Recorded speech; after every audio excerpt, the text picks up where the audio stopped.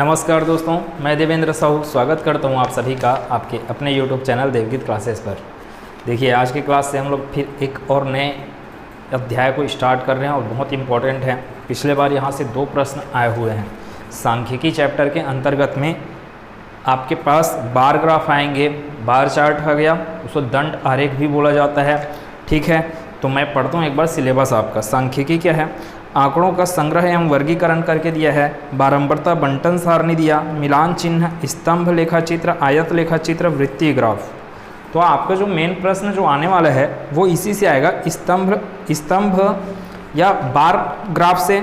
लेखा चित्र को ग्राफ बोला जाता है, एवं आयत लेखा चित्र से, लेखा चित्र या रेखा चित्र, वृत्तीय ग्राफ या पाई चार्ट। तो वृत्तीय ग्राफ से सबसे ज़्यादा प्रश्न आते हैं।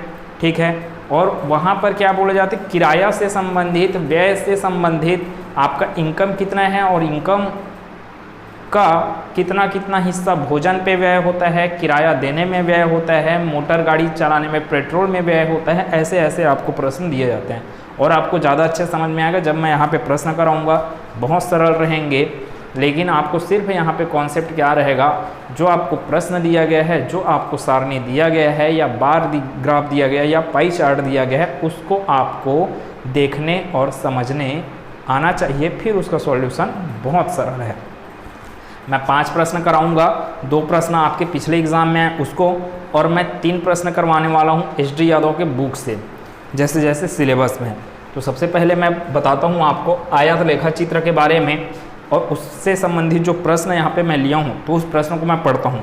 और इससे पहले कि आप इस चैनल पे नए हैं तो प्लीज़ चैनल को सब्सक्राइब कर लेना। वीडियो पूरा समझ में आएगा तो वीडियो को लाइक कीजिएगा, ज़्यादा से ज़्यादा इसको शेयर कीजिएगा, बेल आइकन को क्लिक जरूर करिए। कोई भी वीडियो डलता है उसका तुरंत नोटिफिकेशन आपको मिलना ज़रूरी है। ठीक है, और जितना भी आपको जो भी चैप्टर में दिक्कत है उसका आप वीडियो देख सकते हैं चैनल के प्लेलिस्ट में जाके। हर एक चीज़ें सीक्वेंस से अरेंज्ड है। पूरे शिक्षक भर्ती में जैसे जैसा आपका सिलेबस दिया गया है उस हिसाब से मैं पूरा का पूरा पढ़ाया हूँ।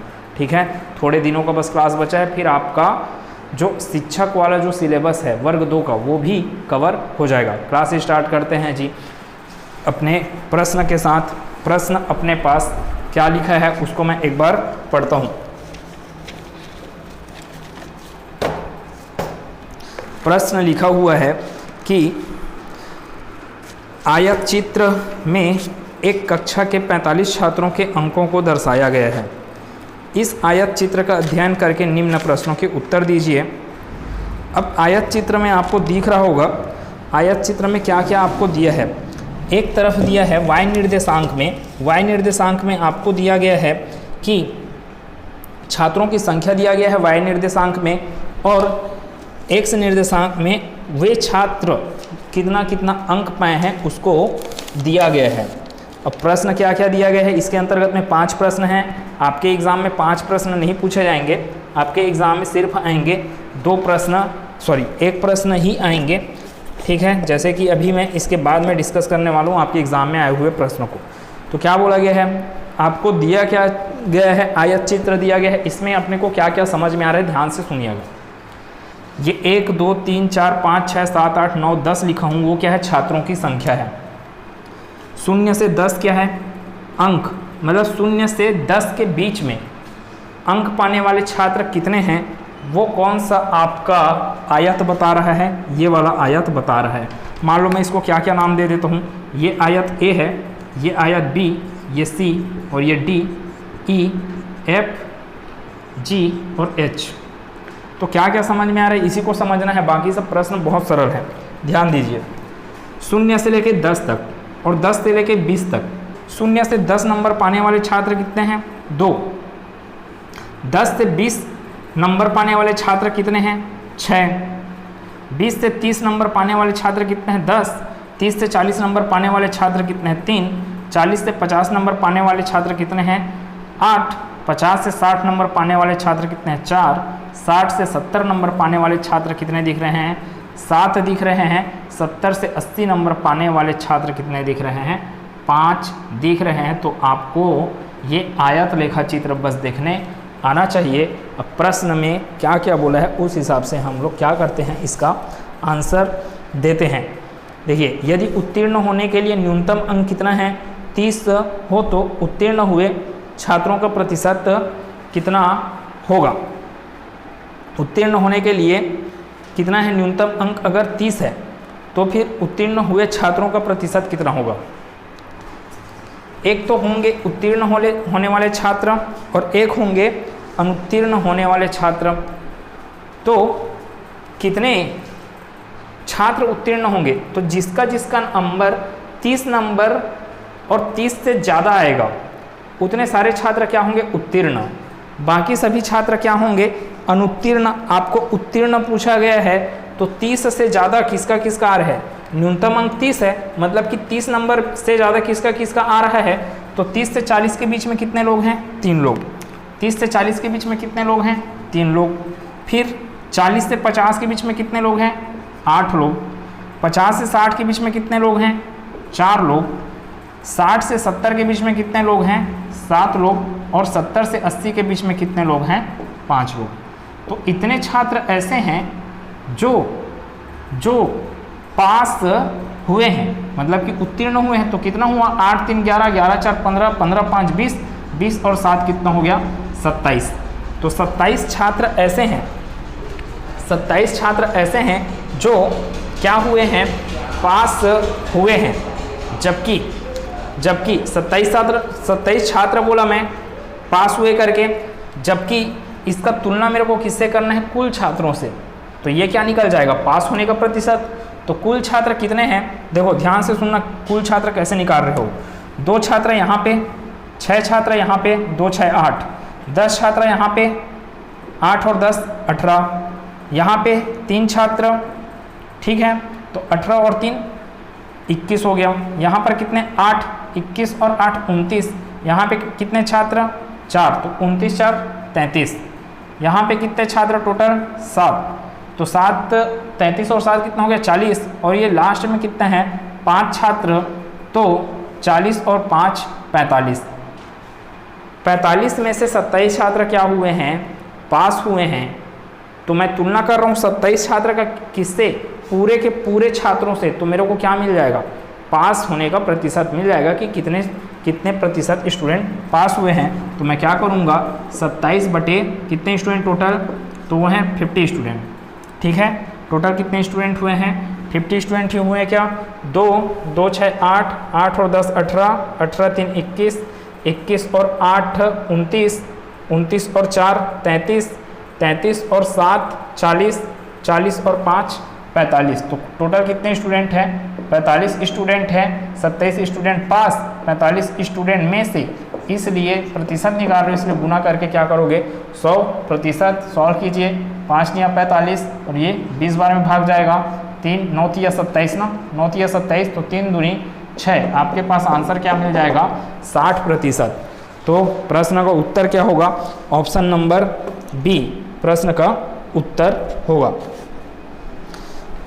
अगर आपको अनुत्तीर्ण छात्रों का पूछ देता, अनुत्तीर्ण छात्रों का, तो अनुत्तीर्ण छात्र कितने हैं? या तो आप 45 में से 27 को घटा दीजिए, बाकी सब क्या हो जाएंगे? 27 पास हुए हैं। तो 45 में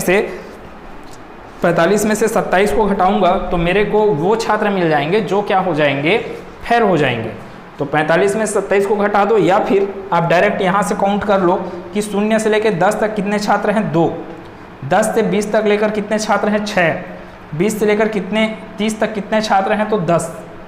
तो इन्हीं लोग तो फेल हुए हैं, है ना। 30 से कम नंबर वाले हैं ये। तो 2 छात्र, 2 6 8, 8 और 10 18, 8 और 10 18। तो 18 छात्र ऐसे हैं जो अनुत्तीर्ण हुए हैं। तो अनुत्तीर्ण का प्रतिशत बोलता है, तो आप क्या करते? 18/45 गुना 100%, फिर आंसर आप निकाल लेते हैं। और यहाँ पे वैसे भी दिख रहा है ये 60% उत्तीर्ण लोगों का है, तो 40% क्या आएगा? अनुत्तीर्ण आएगा। आगे चलते हैं। दूसरा प्रश्न क्या बोला गया है? कुल कितने छात्रों को 10 अंकों से भी कम अंक मिले हैं? ऑप्शन आपके पास क्या है? 2 है, 10 है, 1 है और 4 है। 10 से भी कम अंक वाले कितने हैं? 2 ही छात्र तो दिख रहे हैं। तो आंसर क्या होगा? खटाक से आंसर अपने पास ऑप्शन नंबर ए। कितने छात्रों को 30 से अधिक किंतु 40 से कम अंक प्राप्त हुए हैं? 30 से अधिक और 40 से कम अंक वाले कितने हैं? इस डी वाले आयत में है। डी वाले आयत में कितने लोग दिख रहे हैं? 3 लोग। तो ऑप्शन नंबर कौन सा इसके लिए सही होगा? ऑप्शन नंबर ए सही होगा तीसरे प्रश्न के लिए। कितने छात्र ऐसे हैं जिन्हें 50 या उससे भी ज़्यादा अंक मिले? 50 या उससे भी ज़्यादा अंक वाले कितने हैं? देख रहे हैं 50 से 60 के बीच में कितने लोग हैं यहाँ पे? 4। 60 से 70 के बीच में कितने लोग हैं यहाँ पे? 7। 70 से 80 के बीच में कितने लोग हैं यहाँ पे? 5। तो जोड़ा जाए इन्हीं लोगों को, इन्हीं लोग तो 50 से ज़्यादा अंक पाने वाले हैं। तो ये कितना पाया है? 4 लोग पाए। 50 से 60 के बीच में कितने लोग पाए? 4 लोग पाए अंक। वैसे यहाँ पे आएगा तो 7 लोग पाए हैं, तो 5 और 7 12 और 6 18। तो 18 लोग ऐसे हैं जो 50 या उससे भी ज़्यादा अंक मिला है। यहाँ पे क्या दिया है आपको ऑप्शन? यहाँ पे दिया है आपको ऑप्शन 9 दिया है, 10 दिया है, 11 दिया है और डी करके दिया है 16। तो आपको ऑप्शन के हिसाब से अगर जाना है तो यहाँ पे ऑप्शन क्या आएगा? Option number D. अपने पास एक्चुअल आंसर कितना आ रहा है एक बार चेक करते हैं। और 50 से 60 के बीच में कितने लोग हैं? बोले 4 लोग। फिर 60 से 70 के बीच में कितने लोग हैं? 7। तो 4 और 7 11 हो गया। फिर यहाँ पे कितना है? 11 और 5 16। मेरे से गलती हो रहा था, ठीक है। 4 और 7 11, 11 और 5 कितना हो गया? 16। तो ऑप्शन नंबर डी ही क्या रहेगा? आपका करेक्ट आंसर है। ऑप्शन सही दिया था, मेरे से थोड़ा सा मिस्टेक हो गया था। फिर आगे, यदि उत्तीर्ण होने के लिए 30 अंक निर्धारित है तो अनुत्तीर्ण छात्रों की संख्या कितनी होगी? अनुत्तीर्ण छात्रों की संख्या पूछा जा रहा है, ना कि प्रतिशत। संख्या आपको दिख रहा है, 0 से लेकर 10 तक अंक पाने वाले फेल कहलाएंगे। क्यों फेल कहलाएंगे? क्योंकि पास होने का अंक कितना है? 30 अंक। तो 30 अंक से जितने भी कम हैं वही सबको मेरे को काउंट करके जोड़ना है। कितने लोग हैं? 2। कितने लोग हैं? 6। कितने लोग हैं? 10। इतने लोग क्या हो जाएंगे? फेल होंगे। क्यों होंगे? क्योंकि इनका नंबर 30 से कम है, ठीक है। तो 2 6 8 8 10 18 लोग क्या होंगे? फेल होंगे। तो ऑप्शन नंबर सी प्रश्न का सही उत्तर है। अगर आपको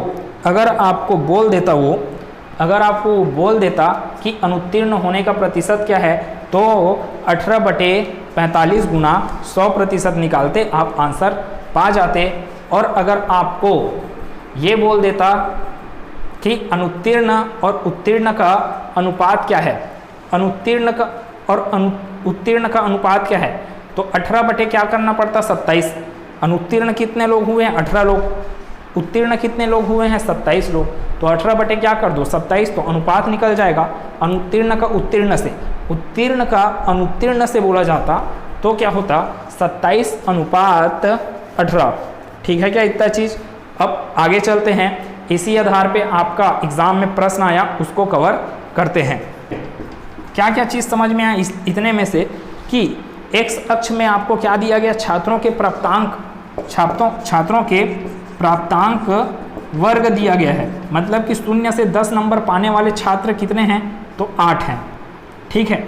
10 से 20 नंबर पाने वाले छात्र कितने हैं? तो 20 हैं। ये छात्रों की संख्या है, ठीक है। ये क्या हो गया? छात्रों की संख्या। 0 से 10 तक पाने वाले 8, 10 से 20 नंबर पाने वाले 20, 20 से 30 नंबर पाने वाले 28, 30 से 40 नंबर पाने वाले 16, 40 से 50 नंबर पाने वाले 8, 50 से 60 नंबर पाने वाले 4। अब ये बोला जा रहा है कि 30 नंबर क्या है? 30 नंबर क्या है? पास होने का न्यूनतम अंक है। 30 नंबर या 30 नंबर से जो अधिक लाएगा वही क्या होगा? पास होगा। तो सिंपल सी बात है, 30 नंबर से कम वाले क्या होंगे? फेल होंगे। तो 30 नंबर से कम वाले कौन कौन हैं? पूरा यहाँ से लेके A B C क्या प्रदर्शित कर रहे हैं? 30 नंबर से कम नंबर लाए हैं करके। कितने लोग दिख रहे हैं? 0 से 10 नंबर लाने वाले 8, 10 से 20 नंबर लाने वाले 20 लोग, फिर 20 से 30 नंबर लाने वाले कितने लोग हैं? 28 लोग, ठीक है।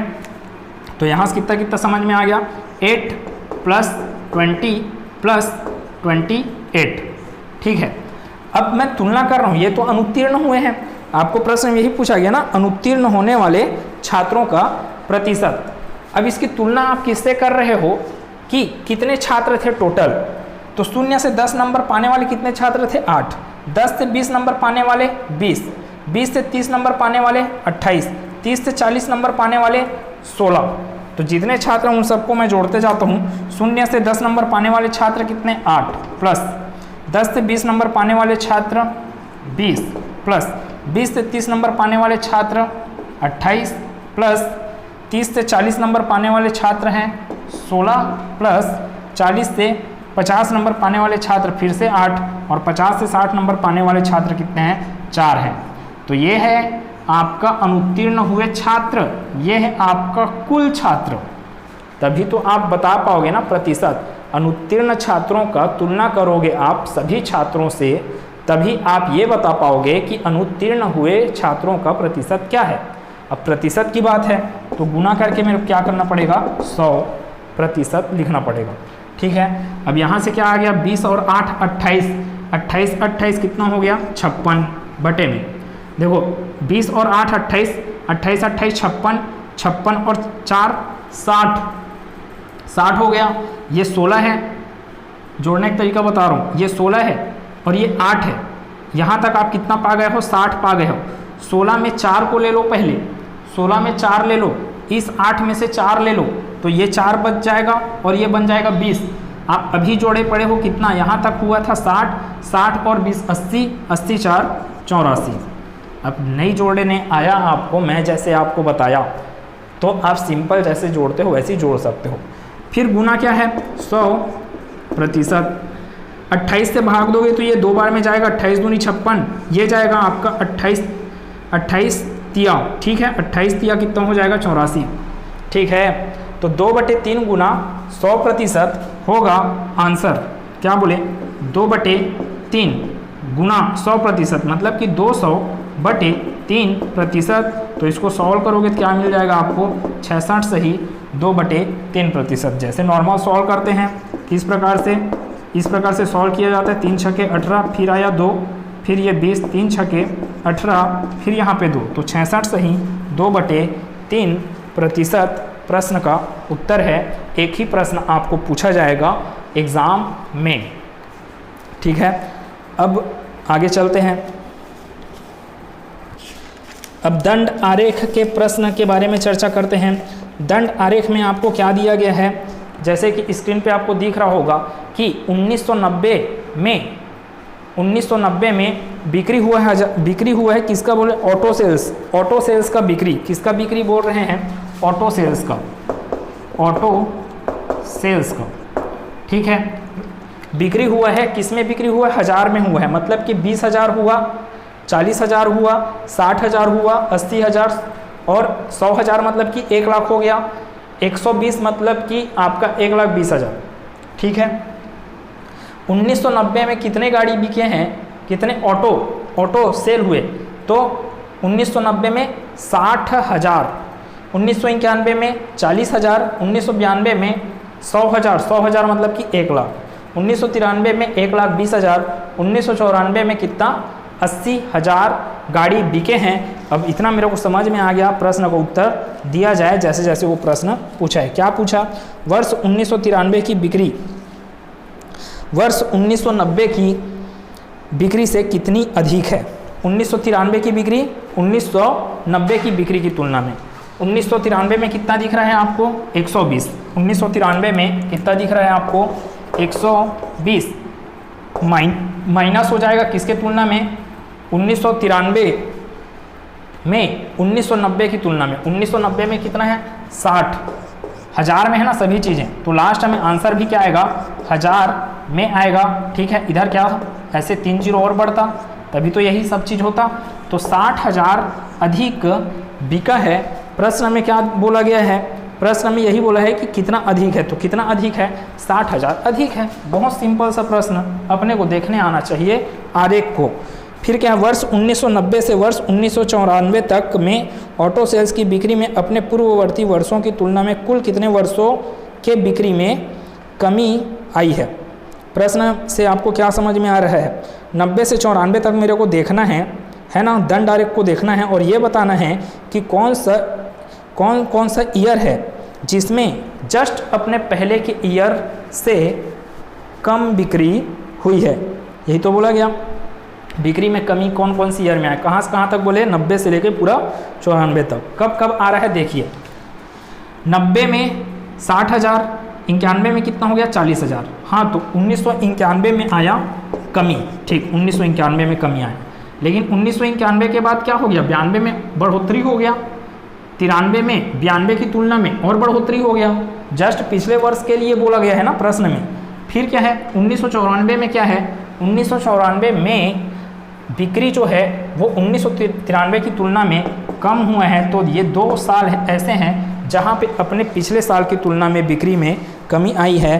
तो ऑप्शन नंबर दूसरा, किस वर्ष पूर्ववर्ती वर्ष की तुलना में बिक्री में वृद्धि का प्रतिशत सबसे अधिक रहा? पूर्ववर्ती वर्ष की तुलना में बिक्री में वृद्धि का प्रतिशत सबसे अधिक रहा, वर्ष तथा प्रतिशत ज्ञात कीजिए। देखिए कब कब वृद्धि हुआ है अपने जस्ट पिछले साल की तुलना में। तो आपको कहाँ कहाँ पे दिख रहा है जस्ट पिछले साल की तुलना में, तो एक ही जगह दिख रहा है, देखना 1990 के बाद 1991 में कमी आया। तो आपको 2 जगह मिलेगा है ना, कौन कौन से जगह, 1991 से 92। तो 1991 में बिक्री था आपका 40,000, 1991 में बिक्री आपका कितना था 40,000 बिक्री हुआ है। कब बोल रहे हैं 1991 में। जबकि 1 लाख, ठीक है 1 लाख हुआ कब, 1 लाख हुआ आपका 1992 में। फिर आया आपका 1993 जो कि हुआ है 1,20,000 का बिक्री। तो तुलना किया जाए 1 लाख और 40,000 का अंतर कितना आया 60,000 का, 1 लाख और 1,20,000 का अंतर कितना आया, तो ये 20,000। ये कब की बात कर रहे हो आप 1993 की, ये बात हो रहा है 1992 का, और ये हो रहा है 1991 का। अब मेरे को प्रश्न में जैसे बोला है उस हिसाब से मैं आंसर दूंगा। क्या बोला प्रश्न में कि किस वर्ष पूर्ववर्ती वर्ष की तुलना में बिक्री में वृद्धि का प्रतिशत सबसे अधिक रहा है। ये 2 जगह तो वृद्धि हुआ है, लेकिन दोनों में से मेरे को ये बताना है कि वृद्धि का प्रतिशत कब ज़्यादा रहा। तो यहाँ पे तो हुआ है 60,000 किसकी तुलना में, 40,000 की तुलना में, 40,000 की तुलना में गुना क्या कर दूंगा 100%। यहाँ पर मैं क्या करूँगा, वृद्धि कितना हुआ 20,000 का किसकी तुलना में, 1 लाख की तुलना में, क्या कर दूंगा मैं 100%। ठीक है, अब सॉल्व कीजिए, 4 शून्य यहाँ से खत्म, 4 शून्य यहाँ से खत्म।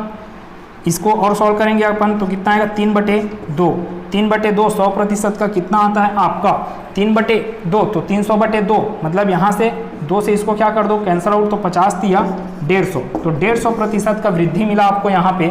जबकि यहाँ पे कितना मिलेगा 4 शून्य, 4 शून्य खत्म, 1 शून्य, 1 शून्य खत्म, तो टोटल कितना 10 दूनी 20% का वृद्धि। 20% का वृद्धि ज़्यादा होता है कि 150% का वृद्धि ज़्यादा होता है। तो 150% का वृद्धि 20% के वृद्धि से ज़्यादा है। 150% का वृद्धि आपको कब मिल रहा है 1992 में मिल रहा है। तो प्रश्न का सही उत्तर होगा ऑप्शन नंबर 2। कौन से वर्ष में सबसे अधिक वृद्धि मिला आपको 1992 में कितने का मिला 150 का। ऑटो सेल्स के बिक्री में किन किन वर्षों में लगातार वृद्धि हुई है, तो किन किन वर्षों में लगातार वृद्धि हुई 1992 में हुआ लगातार, ठीक है 1992 के जस्ट बाद मिला है 1993, तो 1992 में भी वृद्धि हुआ, 1993 में भी वृद्धि हुआ। तो आंसर होगा 1992 और 1993। वर्ष 1993 की तुलना में वर्ष 1994 में ऑटो सेल्स की बिक्री में कितने प्रतिशत की कमी हुई। देखो कितने प्रतिशत की कमी, तो 93 से लेकर 94 में क्या बोला जा रहा है 1,20,000, 120 में से कितना कमी हुआ है 80 हो गया, मतलब 40 का कमी। तो 40 बटे तुलना किससे करोगे 120 से, क्योंकि इसी से कमी हो रहा है ना। तो 40 बटे 120, 40 बटे 120 ध्यान दीजिए, 40 बटे 120 मतलब 1/3, 1/3 का कितना प्रतिशत 100%। तो यहाँ से फिर प्रतिशत निकाल जाएगा, 1/3 गुना 100% आपको दे देगा 33 सही, 1/3%। ऑप्शन नंबर लास्ट चौथा।